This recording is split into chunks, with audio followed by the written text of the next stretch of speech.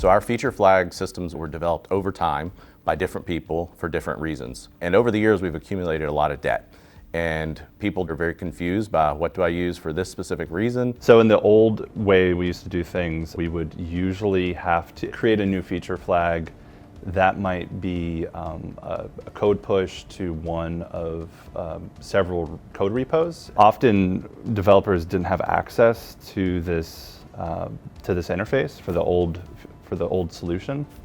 So you didn't know what configuration was actually running in prod. So it could be anywhere from 1 to 3 weeks to really have your flag up and running in production.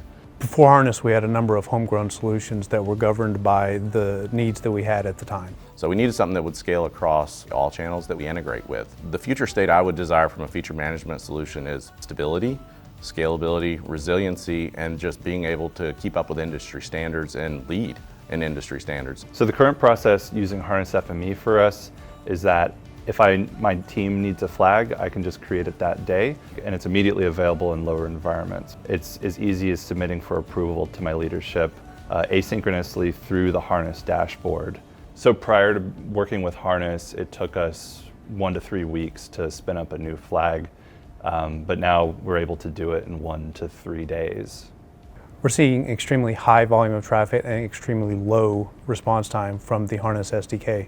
Getting cached responses in under 3 milliseconds. We're experiencing about 250 transactions per second and about 800,000 in an hour. When we performance tested this, we were getting over 1,000 transactions per second. We've been able to schedule changes.